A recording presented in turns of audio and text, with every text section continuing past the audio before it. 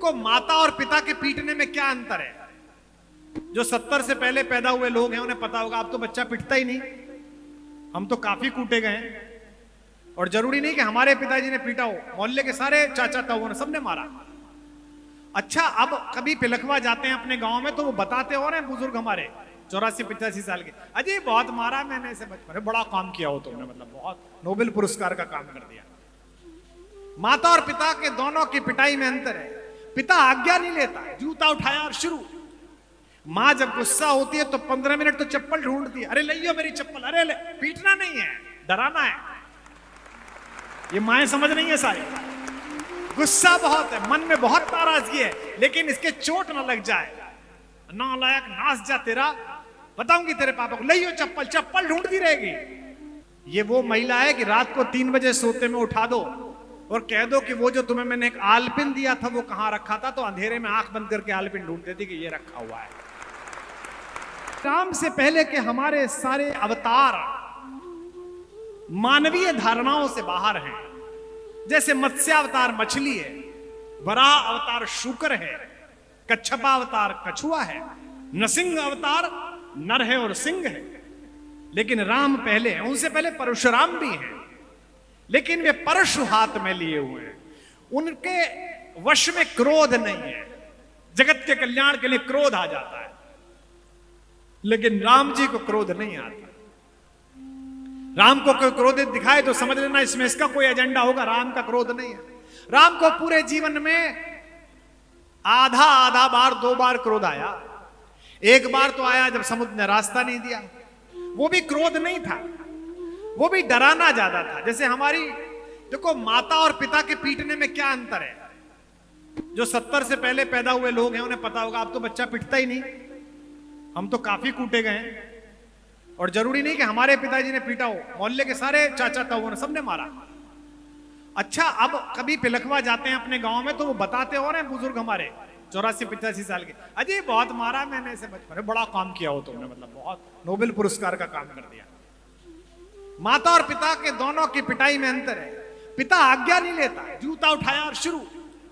माँ जब गुस्सा होती है तो 15 मिनट तो चप्पल ढूंढती है, अरे लियो मेरी चप्पल, अरे ले। पीटना नहीं है, डराना है। ये माएं समझ नहीं है सारी। गुस्सा बहुत है, मन में बहुत नाराजगी है, लेकिन इसके चोट ना लग जाए। नालायक, नास जा तेरा, बताऊंगी तेरे पापा को, लियो चप्पल। चप्पल ढूंढती रहेगी। ये वो महिला है कि रात को 3 बजे सोते में उठा दो और कह दो कि वो जो तुम्हें मैंने एक आलपिन दिया था वो कहां रखा था, तो अंधेरे में आंख बंद करके आलपिन ढूंढती थी कि ये रखा हुआ है। इसे पुत्र की पिटाई के लिए चप्पल नहीं मिलती, क्योंकि पुत्र को भय भी दिखाना और मारना भी नहीं। तो राम जी ने 3 दिन तक समुद्र से रास्ता मांगा, समुद्र ने दिया नहीं। तो इसलिए क्रोध तो है, लेकिन मातृव्रत क्रोध है।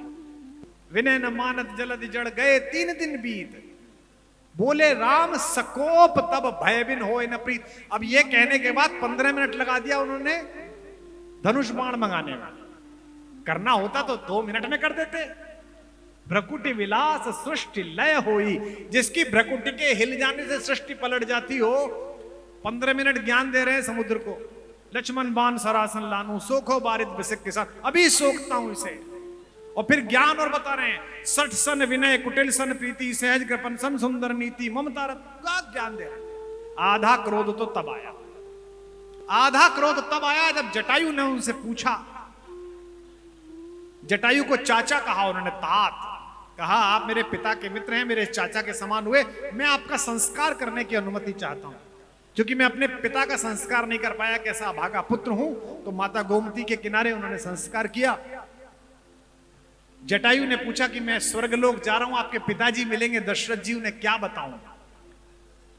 तो पत्नी का अपहरण हो चुका है, रावण अपहरण करके ले जा चुका है। इसे कहते हैं राम होना। क्या अद्भुत पंक्ति है, मुझे रोमांच हो जाता है। राम ने कहा, चाचा जी पिताजी को कुछ मत बताना। उन्होंने कहा, जो मैं राम, अगर मैं राम हूं और उनका लड़का हूं, इसे कहते हैं आत्मविश्वास। किधर रावण गया है पता नहीं, रावण कितना शक्तिशाली है पता है, बीच में समुद्र है पता है, सेना है नहीं, सुग्रीव मिला नहीं है, लेकिन राम का आत्मविश्वास देखिए, मेरे भगवान का, मेरे मर्यादा पुरुषोत्तम का। जटायु से कहते हैं, चाचा जो मैं राम, अगर मैं उनका लड़का हूं तो आप उन्हें कुछ मत बताना, कुल सहित खानदान सहित कहाई दशानन आए। रावण खुद स्वर्ग में जाके उनको बताएगा कि वो क्या बदतमीजी करके आया। इसे राम कहते हैं। इसलिए राम एक ऐसे पात्र हैं जो आपके घर में प्रतिपल मिल सकते हैं। आपको भाई ढूंढना है तो राम की कहानी सुन लीजिए। हमको नोएडा में एक सेठ जी ने मुझे कहा, अभी भाई साहब बड़े संकट में था, अपने फार्म हाउस पे अपने अपने राम कराना है 3 दिन का, 4 साल बड़े कष्ट में बीते, अब मुक्त हुआ हूं। मुझे लगा कैंसर हो गया होगा, कीमोथेरेपी के बाद ठीक हो गए होंगे, बिल्डर है बहुत बड़े। मैंने कहा क्या आप स्वस्थ तो हैं? बोले नहीं नहीं, वो छोटे वाले भाई से, भाई साहब जो गुड़गांव वाले प्लॉट का मुकदमा चल रहा था ना हमारा, वो हम जीत गए। छोटे भाई को मुकदमे में हराकर राम और भरत की कथा सुनना चाहते हैं? क्या मूर्खता है। समृद्ध समाज के लोगों, मेरी आवश्यकता नहीं है, आपकी आवश्यकता है इस कथा को जानना। मुझे तो जो इन कहानियों को पढ़ के फायदा हुआ वो मेरे जीवन में दिख रहा है। मैंने ना राम कथा पढ़ी होती तो मैं यहां थोड़ी बैठा होता, ये भी मेरा बचाव कर रहा होता कि क्यों चले गए अंदर, यही चल रहा होता। आपको शास्त्र बताता है कि आपको क्या आचरण करना है। आपको महाभारत बताती है कि दुशासन और दुर्योधन के साथ हो, अगर कर्ण हो तो रथ छोड़ के उतर जाओ, ज्यादा मित्रता के चक्कर में मत पड़ो। तो भाई कैसा हो यह कहानी बताती। एक पुत्र के रूप में, एक नागरिक के रूप में, एक मनुष्य के रूप में क्या भूमिका है, ये कहानी सिखाती है। दुनिया में शायद इससे बड़ा कोई मॉरल स्टोरी नहीं है।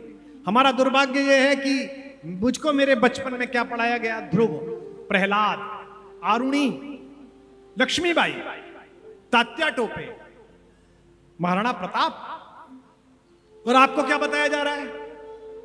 कभी बच्चे की कहानियां सुनना, Tom, Dick, Harry.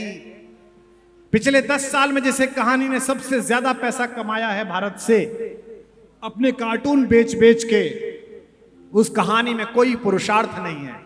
Harry Potter, उसका चमत्कार इतना है कि बस वो इसे एक चमत्कारी झाड़ू मिल गई है, उसको वो नीचे लगा के उड़ता है, उससे क्या चमत्कार होता है? राम पुरुषार्थ की कहानी है। राम निकले हैं तो उनको कोई किसी प्रकार की सिद्धि नहीं मिली है, राम ने अपने स्वत्व से अर्जित किया। जैसे जब शेर जंगल में निकलता है तो उसके राज्याभिषेक नहीं होता, उसकी ओथ सेरेमनी नहीं होती कि इतने बजे शपथ ग्रहण होगा। राम जब भारत से निकले हैं तो उनकी ओथ सेरेमनी नहीं हुई, पूरी प्रकृति ने झुककर प्रणाम किया कि महाराज आ गए हैं, सरकार आ गए हैं, मेरे पिताजी आ गए। नाभिषेको न संस्कार सिंहस्य क्रियते वनः विक्रमोर्जित सत्वस्य स्वयमेव मृगेंद्रता। इसलिए सृष्टि का रचयिता जब अभिनय करने के लिए आया तो हम के आपके जैसा हो गया, रोया भी है, खेला भी है, चोट भी लगी है।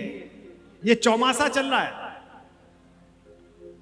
पानी बरस रहा हो, लाइट चली जाए और पत्नी कहीं गई हुई हो, तो कितना भी व्यापार कौशल वाला पुरुष हो, उसके दिमाग में यह लगने लगता है कि वो आ क्यों नहीं गई।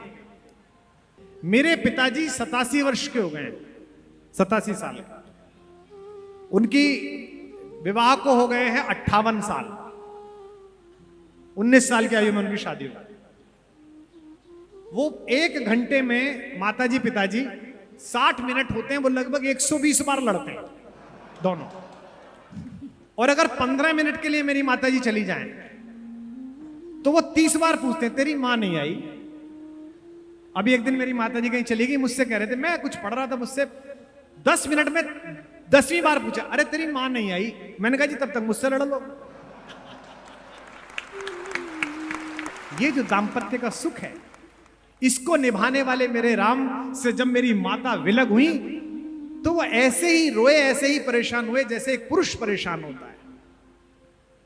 पशु पक्षी से पूछने लगे, हे खगमृग, हे मधुकर श्रेणी, तुम देखी सीता मृग नैनी।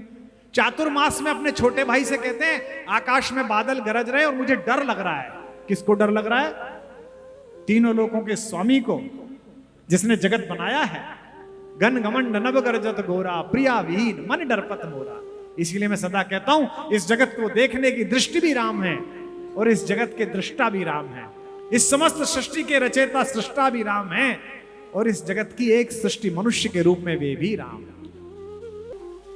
एक सफेद रंग की कब्रगाह है जहां दो लोग लेटे हुए हैं, एक बादशाह एक उसकी बेगम। सुंदर बिल्डिंग है, अच्छे लोगों ने बनाई है।